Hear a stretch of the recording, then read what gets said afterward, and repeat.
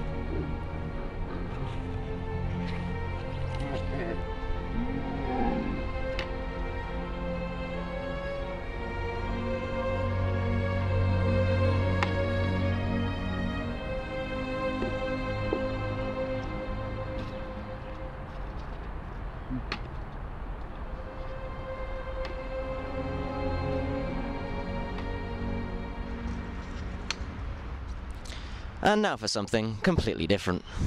Do you like buses, don't you? Yeah. Yeah. Why is that? What do you like about buses? I'm a the bus enthusiast. My old buses. What do you like about buses?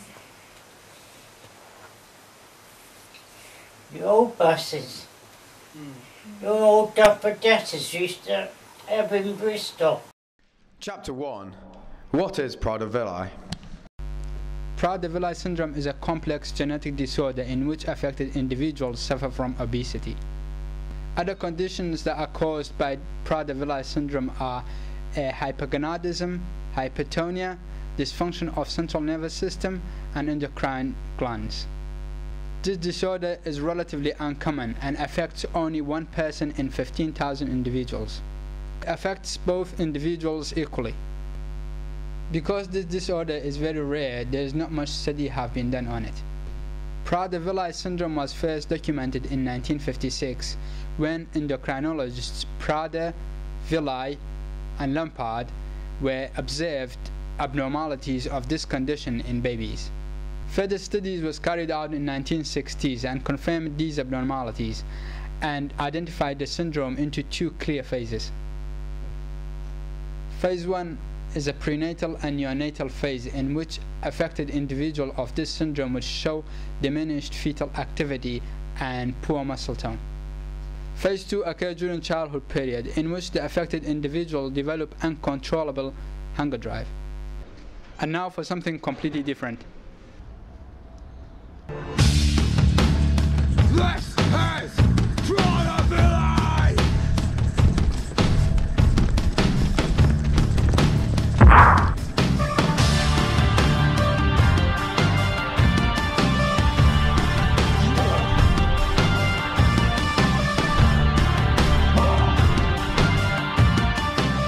Chapter 2.03b. The symptoms of Prader-willi. There are many physical and mental symptoms of Prader-willi. In the newborn, the symptoms include hypotonia, which causes weak muscle tone, which causes floppiness in babies, as you can see here. Also, newborns tend to have very small hands and feet compared to the rest of the body. Also, they tend to have skeletal abnormalities, which causes defects in the long bones. Newborns have almond-shaped eyes and a narrow-shaped forehead, and also at birth you can see a lack of sucking ability. Another symptom is undescended testicles in the male infant. The females are also underdeveloped, but this is hard to detect in the newborn. As they get older, there is immature development of the sexual organs and sexual characteristics. This causes hypogonadism. Hypogonadism is the decrease in functional activity of the gonads.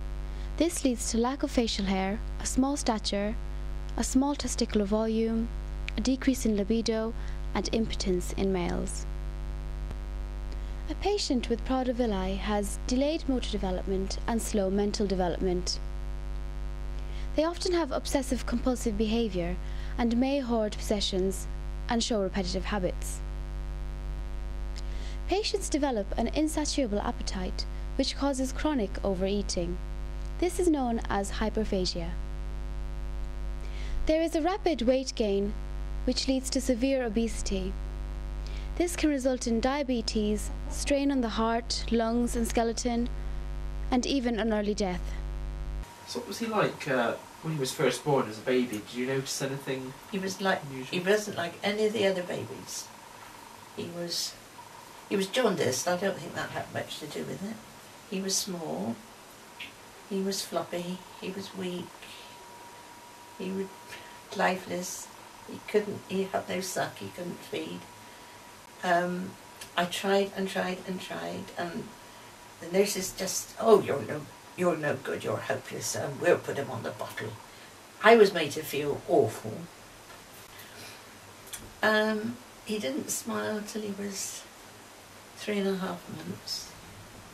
He didn't sit up. Oh, it was well over a year. Just about sitting up at a year. Chapter Gene. The gene scene. So what is your understanding of the genetics behind Prader-willi? All I know is that it's something to do with the 15th chromosome, That's right, and that it's random. And now let's take a look at some genes. Look at these happy genes down the microscope. You can see they're all happy in their aqueous environment. Oh yeah, baby. Here are the genes. These are formed from DNA and are packed into the chromosomes. Some defects can occur if there's a problem with the copying of the gene. In a deletion, you can see that part of the chromosome is now missing. A mutation is where the genetic code has changed. In the mutation, you can see that the genes have changed into something completely different. And rarer still, Prader-willi syndrome affects chromosome 15. As you can see, there's been a substantial deletion in the 15q11 to q13 region. Chapter 33.c. The complicated stuff. This is chromosome 15. Most people have a pair of these, one from the father and one from the mother. Both copies of chromosome 15 have a region extending from 15q11 to q13. This region contains the genes that are associated with Prader-willi syndrome. However, these genes are inactive on the maternal chromosome. This is a phenomenon known as genomic imprinting. In about 70% of cases, Prader-willi is caused by the random deletion of this region on the paternal chromosome. Because the maternal copies of these genes are inactive, none of them are expressed, and genetic information is lost, causing Prader-willi syndrome. Oh dear, what's happened here? In about a quarter of cases, Prader-willi occurs due to a phenomenon known as maternal disomy. This occurs at conception when the fertilized cell receives both copies of chromosome 15 from the mother, and therefore the genes that are expressed paternally are effectively lost.